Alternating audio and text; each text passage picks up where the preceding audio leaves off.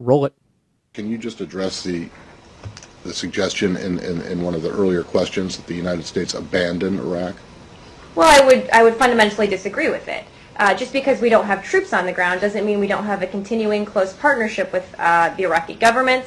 You see that all the time from the assistance we give them. We talked a little bit about it over the Christmas holiday, I think, some of the additional military assistance we've given them. So we don't define a relationship with a country based on boots on the ground. In fact, it's the opposite. We very much have a close and continuing partnership, and we'll keep working with them on this joint threat. Was it not the administration's preference to keep a number of troops on the ground in Iraq? I'm really not going to relitigate this. I'm not asking you to relitigate it. Finish? Yes. Thank you. I'm not going to go back into internal deliberations about whether we're going to or wanted to put a new SOFA in place, something that happened, 2 years ago now, 2.5 years ago now. I just don't think that's a beneficial discussion to have from this podium. The president was very clear when he came into office that our goal was to end the war in Iraq and bring our troops home. I just don't think it serves any purpose to relitigate those discussions from, 2011 and 2014. Well, actually, the discussions and what was put forth was in 2009 and 2010, and what has happened as the result of your policy post-2011 not reaching a status of forces agreement because you all put in, that being the administration, it having to go before the Iraqi parliament instead of just being signed off on by the government, specifically Prime Minister Maliki. That said, this exchange continued. Matt Lee of the Associated Press followed up. Roll it. I'm not asking you to relitigate it. Was the administration not interested in concluding a SOFA with the Iraqi government? I'm just not going to go back down that road. Well, the answer is yes, okay, and I don't see why you want can't my say job then? You want to answer? No, but I would prefer that you not try to sidestep. I mean, it's a pretty... I'm not trying to sidestep it. We're focused on 2014 and where we go from here. A discussion or debate about what we may or may not have... About what we may or may not have wanted in 2011 is not relevant to the discussion today, Matt. It's completely relevant to the question that he asked, which was that critics... His question was... Critics suggest or claim, accuse the administration of abandoning Iraq. And I disagreed with the premise. Okay, and I'm asking you, was the administration interested in concluding a SOFA with the Iraqi government or not back several years ago? I'm not going to go back down that road. What I've said is that you don't define Okay, you're looking for you think that I'm trying to set a trap for you, and I'm not. I'm just trying to get a straight answer, and it's a historical fact that you were involved in negotiations. Absolutely. I'm not saying we weren't involved in them, but you were asking what we wanted, what we didn't want, what the content of the discussions were. The whole point of a SOFA was the same point as the BSA Afghanistan, which was to allow, I understand that, but it was to keep some presence on the ground. Again, they're very different situations. In Iraq. Yes, very different situations. They are. But the suggestion, if you deny that the U.S. abandoned Iraq, because I don't think it's defined by boots on the ground. You might want to explain to people that the administration did try to conclude a SOFA with the Iraqis. I just don't think that's a helpful discussion to have today. It's the answer to the question, though. I don't think it's a helpful discussion to have today, and I think I would define our engagement in Iraq not by boots on the ground. Fair enough. Bottom line, what you just heard was a reporter attempting to hold to account the administration for the decisions that it had made and the response to those decisions and the environment it now has created. On the line with us right now is our good friend David Gartenstein-Ross. He's a senior fellow at the Foundation for Defense of Democracies. So that's my take, David. What's yours? Hello? Response on the part of the spokeswoman. Yes. It was almost a pathological failure to take any sort of responsibility. It was a very simple question, and a reasonable answer would be we were left with a bad situation in Iraq. We didn't want to leave troops behind. There are costs to the policy that we took, but there'd be costs to leaving troops. She could have made that argument. That would have been a perfectly responsible way to address the issue.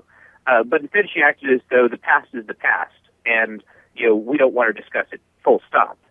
That's an absolutely unacceptable answer. That would be it's akin to the Bush administration saying, well, we made the decision to go into Iraq and we're not going to relitigate that. The fact is decisions have consequences, and you need to own your consequences. and that was an utter inability, utter unwillingness to own the very real consequences of this administration's decisions. How bad are things in Iraq right now? Awful. In 2013, you had the highest death toll at any year in Iraq since the civil war of 06 to 07. You had over 7,800 people killed in violence. You just had al-Qaeda-affiliated militants take half of Fallujah, half of Ramadi. I'm particularly concerned about members of the Sahwa, the original awakening movement, who aligned with the United States. When you talk about people who the U.S. left behind, we left behind the Sahwa, the awakening, in a very real way. As we left, we promised them that there would be diplomats talking to them, that they would be included in our prognosis and our engagement in the region in the future. And they simply weren't. And when you talk about al-Qaeda taking back over half of a couple of cities, they're going to be looking for revenge against the people who flouted them and who aligned with the United States. So bottom line, when we see the consequences of, quote, ending wars without actually recognizing and reporting what actually is not only the consequence, but what happens when you do that and the way you do that, by virtue of the fact that we see what happened with not establishing a status of forces agreement, not supplying the amount of troops that were requested, and Biden and going forth. See, this whole story to me, David, exposes the failure of what President Obama and many of his supporters were advocating. Put the pressure on the government. We'll threaten them, abandon them, and we'll do that. We'll disengage, and we can do that, and they'll stand up. They've just got to stand up on their own. And I don't want our forces any place they don't have to be. But bottom line, this exposes the absolute failure of that, does it not? Look, I'm not as sold as you. We had forces in there for the better part of a decade, not quite a decade, but the better part of a decade. And I have colleagues in the military, in military intelligence, who swear that not getting a status of forces agreement was the real problem. Things would be somewhat better in Iraq if there were a status of forces agreement and we had U.S. troops there. I'm not convinced it's worth U.S. blood and treasure. Okay, but that's it. Okay, I'm not convinced, Graham, yes, sir, that there would be enough of a tangible benefit. But what I am convinced by is that the administration absolutely needs to own what it did and the consequences of the decisions that it made. What it wants is to have its cake and eat it too. What it wants is to make its decision and to have no responsibility for that decision. As to the actually what it did, I'm somewhat agnostic, but I am disgusted by the fact that they don't own responsibility, number one. And number two, something that I think they absolutely should have done differently is not abandon the Sahwa, not abandon the people who stood by the United States during the darkest hours in Iraq. Why don't we hear more about them, those that we abandoned? Why don't we hear more about what's going to happen to those that we abandoned in Afghanistan? That's the story. That would really put the policy into context in my mind, because just like the Shia rose up in 91, and we had to pay for that in the sense of undermining our trust level and, in essence, our ability to get people on board, thereby making it a little, I don't even want to say easier, but it would be better in the sense of, I believe, blood and treasure if we would stick by our friends and we had credibility. Your thoughts? I agree. I think we need to stick by our friends, or else we're not going to have any friends. It's a story that has been reported. There's a reason why it's not a bigger story, and that reason is who is going to push the story. I mean, someone like me, I'm an administration critic in many ways. I also believe strongly in American national security. Like, emphasizing the fact that we sold out our allies is something that makes it harder for people to align with the United States. And at the end of the day, I'm just not going to push too hard to show that the U.S. is an unfaithful partner. I believe that has proven to be the case. I think the consequences have been tragic, but I don't want to emphasize U.S. perfidy here, because it actually just makes it harder for the U.S. to get things done.